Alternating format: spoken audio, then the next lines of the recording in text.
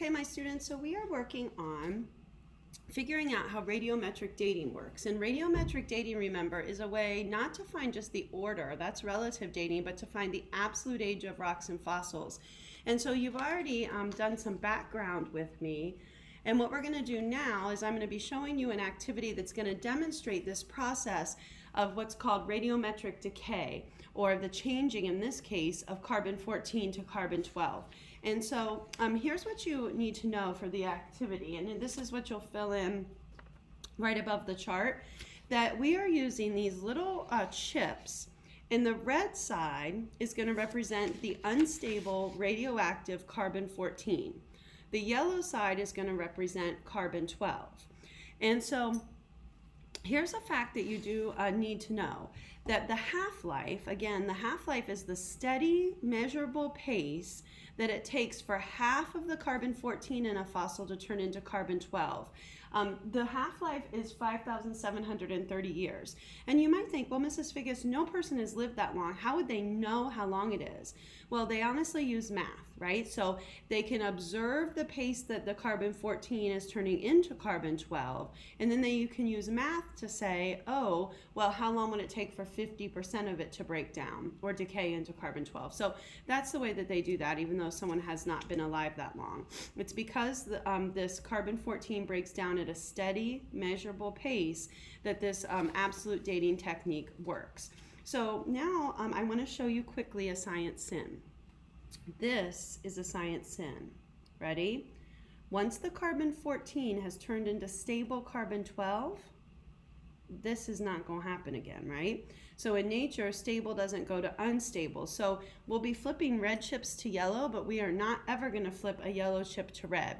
So I want to show you now what I have down on my table. And I know this is going to sound kind of silly, but this is roadkill. I want you to think of this as a creature that has just died.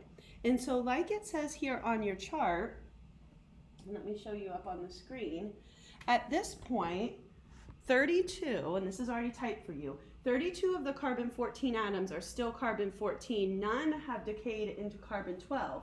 So that means the percent of carbon-14 left is 100%, and no years have elapsed that this creature has just died. Okay, so here's the science behind that. As a creature is living through its diet, through what it eats, it's taking in a steady amount of carbon-14. But as soon as it dies, that carbon-14 starts to turn into carbon-12 over time, and you kind of get the starting of the stopwatch, so to speak, for the carbon-14 to turn into carbon-12. So what I'm going to show you next is one half-life. And after I show you the half-life, you're going to record the numbers, calculate the percent of carbon-14 left, and then the number of years, okay? And I'll go back and forth with you on that. So here is one half-life, okay? Watch what I do.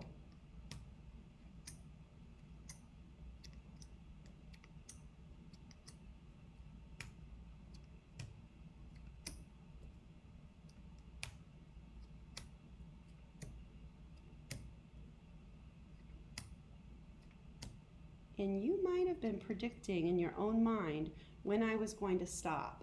So when you look at what I have on my table, this represents a fossil that has been decaying for exactly one half-life. Now, count up the yellow versus red chips, right? So how many carbon-14 atoms do I have out of the original 32, and how many carbon-12? And by the way, I'm using the number 32 for easy math. In real life, there would be way more than 32 carbon-14 atoms in a fossil. Okay, so let's check out our chart now. So here's what you should have. And hopefully you've already thought about the percent too. You should have at this point that after one half-life, we see something like this, and that 16 carbon-14 atoms are there and 16 carbon-12 atoms. Now the percent of carbon-14 left is exactly 50%. That's asking how many red chips are left, what percent of them.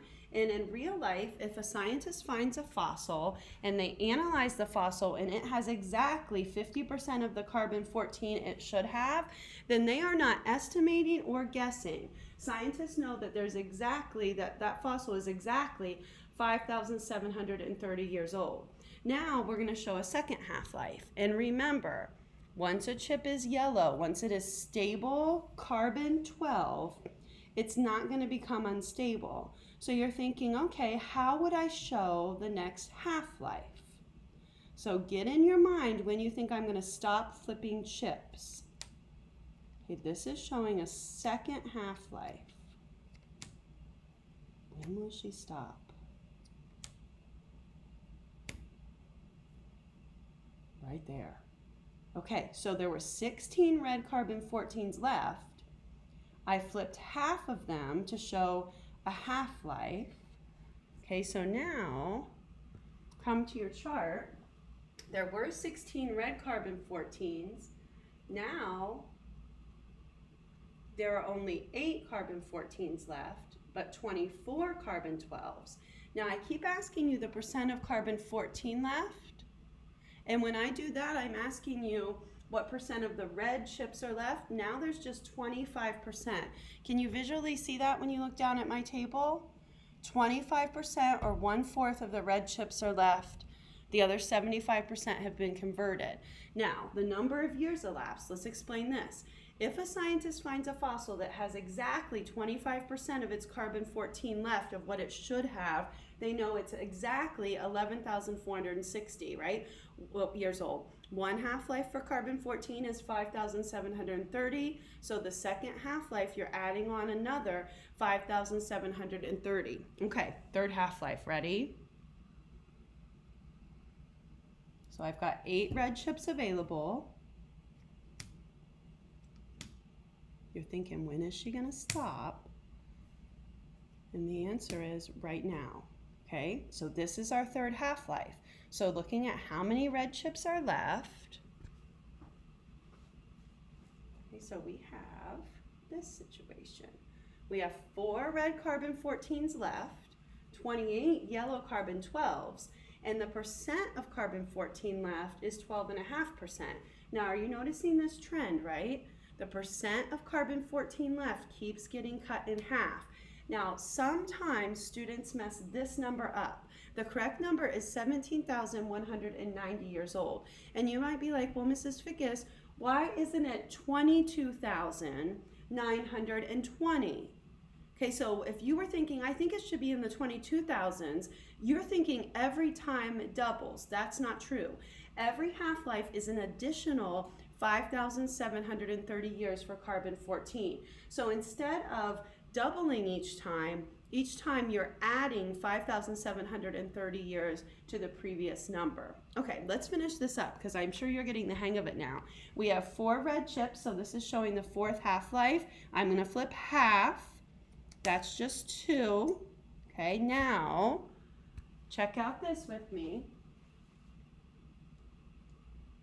So after 4 half-lives, I only have 2 red carbon-14s, 30 carbon-12s, and notice the percents keep getting cut in half of the carbon-14 that's left out of the original 100%, only 6.25%.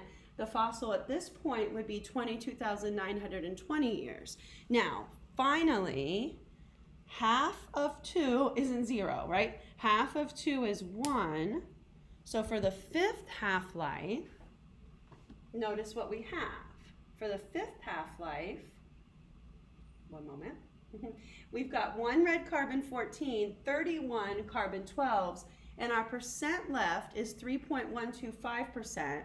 And then if you found a fossil and scientists analyzed it, and it had exactly 3.125% of its original carbon-14 left, scientists would not be guessing or estimating. They would know it's exactly 28,650 years old. So as we look at the trends, what do we see?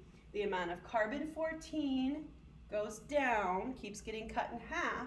The number of carbon-12s compared to it goes up, and the percent of C14 keeps getting cut in half as the fossil gets older and older in our rock and fossil record. So to finish, let's check out these 2 critical thinking. How old would a fossil be if it had been around for 7 half-lives instead of 5? Well, honestly, the math is not that different. Check this out and go ahead and add it in on your paper. 7 half-lives, the math is just 7 times 5,730. So really, multiplication is repeated addition. So you can think of adding 5,737 times, or really just multiplying. So that fossil would be exactly 40,110 years old. Now this final question right here, could a fossil ever run out of carbon-14? The definite answer is yes. Let me explain. When we got down to the end of this, the question is, could we really have half a chip? And you have to think, one moment, I think I have to sneeze. Thanks. Sorry. So the question is, can we really have half a chip? And the answer is, well, what's the chip? Half an atom? So eventually this will happen. All the carbon-14 will be converted to carbon-12. And so that's why carbon-14 dating has limits. What I mean by limits is it'll eventually run out. So this happens after about 9 half-lives. I think you don't need to really write this part, but you do need the idea that eventually all the carbon-14 will become carbon-12. So now here's the thing. So let's say a scientist finds a fossil and there's definitely carbon in it, but there's no carbon-14 left. So a scientist would have, I think, 2 feelings. One would be frustration. I cannot find the exact age using carbon-14 dating. But also I think there would be science excitement. Finish this thought in your mind. Because if it's out of carbon-14, if all of the red chips, so to speak, have been flipped to stable carbon-12, they would know it's pretty old. So it might be a very good discovery. Now, what's a scientist to do though if they find a fossil that's out of carbon-14? Well, carbon-14 is only one type of radiometric dating. There are lots of other unstable isotopes, radioactive isotopes on our planet that have different lengths of half-lives. So it would basically be more work, but not all hope is lost, right? Scientists can find the absolute age of really any substance that has any variety of radioactive isotopes. Okay, so we will now be transitioning to taking all of these findings and putting it in a giant timeline called a geologic time scale.